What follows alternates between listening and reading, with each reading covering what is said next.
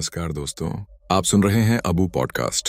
और आज की कहानी कोई आम डरावनी कहानी नहीं है। आज की कहानी उन रातों की है जब सड़कों पर सिर्फ गाड़ियां नहीं चलती बल्कि बीते हुए वक्त की परछाइयां भी सफर पर निकल पड़ती हैं। कहते हैं अगर आप रात में टैक्सी चलाते हैं तो हर सवारी इंसान नहीं होती। कुछ सवारियां अपने साथ सवाल लाती हैं, कुछ पछतावा और कुछ इंसाफ की आखिरी उम्मीद। आज जो कहानी मैं आपको सुनाने जा रहा हूं वो डराने के लिए नहीं है, बल्कि ये बताने के लिए है कि डर और इंसानियत के बीच कभी कभी सिर्फ एक फैसले का फासला होता है। तो आंखें बंद कीजिए, आवाज को महसूस कीजिए और चलिए शुरू करते हैं। नमस्कार दोस्तों, आप सुन रहे हैं अबू पॉडकास्ट और आज की कहानी उन सड़कों की है जिन पर हम रोज चलते तो हैं, लेकिन कभी यह नहीं सोचते कि इन सड़कों ने कितनी चीखें सुनी हैं, कितनी सांसें टूटते हुए देखी हैं और कितनी ऐसी कहानियों को अपने ऊपर दबा कर रखा है जिन्हें कभी इंसाफ नहीं मिला। क्योंकि जब शहर सो जाता है और लाइटें बुझ जाती हैं तब सिर्फ गाड़ियां नहीं चलती बल्कि यादें, पछतावे और अधूरी आत्माएं भी चलने लगती हैं। और आज की कहानी है एक ऐसे टैक्सी ड्राइवर की जिसकी जिंदगी की सबसे साधारण लगने वाली रात उसकी जिंदगी की सबसे भारी रात बन गई। मेरा नाम रफीक अंसारी है और मैं पिछले 12 सालों से टैक्सी चला रहा हूं। मैंने अमीरों को एयरपोर्ट छोड़ा है, गरीबों को अस्पताल पहुंचाया है, नशे में रोते हुए लोगों को घर पहुंचाया है और हंसते हुए लोगों को पार्टी में। लेकिन मैंने ये बहुत पहले सीख लिया था कि रात की टैक्सी दिन की टैक्सी से बिल्कुल अलग होती है। क्योंकि रात में बैठने वाली हर सवारी सिर्फ इंसान नहीं होती बल्कि अपने साथ एक कहानी लेकर बैठती है। उस रात शहर कुछ ज्यादा ही शांत था। दुकानें बंद थीं, सड़कों पर गाड़ियों की आवाज नहीं थी और स्ट्रीट लाइट्स की पीली रोशनी सड़क पर लंबी लंबी परछाइयां बना रही थी। घड़ी में 12:40 हो रहे थे और मैं सोच चुका था कि आज की आखिरी सवारी करके घर लौट जाऊंगा, क्योंकि दिल बिना वजह भारी लग रहा था। और मेरा अनुभव कहता है कि जब दिल भारी लगे तो रात कुछ अच्छा लेकर नहीं आती। तभी मेरी नजर हाईवे के किनारे खड़ी एक लड़की पर पड़ी, सफेद कपड़ों में लिपटी हुई, सिर नीचे झुकाए, बिल्कुल अकेली और इतनी शांत जैसे वो इस दुनिया की नहीं बल्कि किसी और ही वक्त से आई हो। मैंने एक पल सोचा कि आगे बढ़ जाऊं, लेकिन न जाने क्यों मेरे हाथ अपने। वो लड़की बिना कुछ बोले टैक्सी के पीछे वाले दरवाजे से अंदर बैठ गई और जैसे ही दरवाजा बंद हुआ मुझे ऐसा महसूस हुआ मानो टैक्सी के अंदर की हवा अचानक बदल गई हो।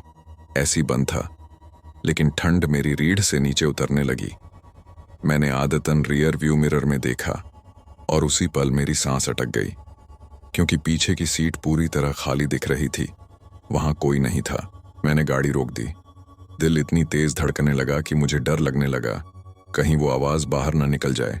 तभी मेरे कान के पास से एक बहुत धीमी, थकी हुई और दर्द से भरी आवाज आई, जिसने कहा कि डरिए मत ड्राइवर साहब, मैं बस घर जाना चाहती हूँ।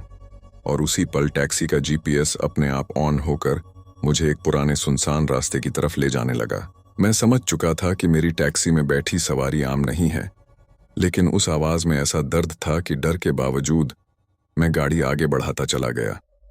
जैसे जैसे टैक्सी उस सुनसान हाईवे पर आगे बढ़ती गई वैसे वैसे मेरे दिमाग में 3 साल पुरानी एक खबर घूमने लगी। यही वो सड़क थी जहां एक भयानक एक्सीडेंट हुआ था। एक लड़की की मौके पर ही मौत हो गई थी और टैक्सी ड्राइवर डर के मारे भाग गया था। पुलिस आई थी, भीड़ जुटी थी, लेकिन कुछ दिनों बाद सब कुछ शांत हो गया था और वो केस फाइलों में दब गया था। मैंने कांपती आवाज में पूछा कि क्या आप वही हैं? और तब उसने धीरे से सिर उठाया। उसका चेहरा इंसान जैसा था, लेकिन आंखों से खून जैसे आंसू बह रहे थे और उसकी आवाज में गुस्सा नहीं बल्कि एक सवाल था कि क्या उसकी जिंदगी इतनी सस्ती थी। उसने मुझे बताया कि उस रात ड्राइवर नशे में था, गाड़ी तेज थी। एक्सीडेंट के बाद वो कुछ सेकंड रुका जरूर था, लेकिन फिर अपनी नौकरी, अपने परिवार और अपनी आजादी के डर से भाग गया। पुलिस ने ठीक से जांच नहीं की और उसकी मौत एक हादसा बनकर फाइल में बंद हो गई। और तब से उसकी आत्मा उसी सड़क पर भटक रही है, क्योंकि वो बदला नहीं चाहती थी बल्कि बस ये चाहती थी कि कोई उसकी कहानी सुने और सच सामने आए। उसकी आवाज में दर्द था लेकिन नफरत नहीं थी, और वही बात मुझे अंदर तक हिला गई। उस रात जैसे ही टैक्सी उसी जगह रुकी जहां हादसा हुआ था, अचानक पुलिस की गाड़ी आ गई।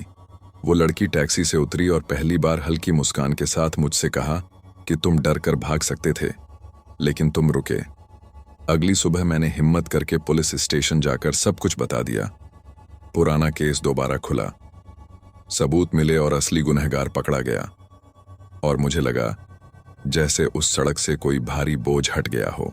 कुछ हफ्तों बाद उसी सड़क पर रात की ड्राइव के दौरान मुझे वो लड़की आखिरी बार दिखी, लेकिन इस बार सफेद कपड़ों में नहीं, बल्कि हल्की रोशनी में मुस्कुराते हुए। उसने कहा कि अब मैं घर जा रही हूं और धन्यवाद कि तुमने मुझे इंसाफ दिलाया। इतना कहकर वो हवा में घुल गई और उस रात के बाद मेरी टैक्सी में फिर कभी कोई साया नहीं बैठा, सिर्फ सुकून बैठा। कुछ आत्माएं डराने नहीं आती, वो बस यह देखने आती हैं कि इस अंधेरी दुनिया में इंसानियत अब भी जिंदा है या नहीं।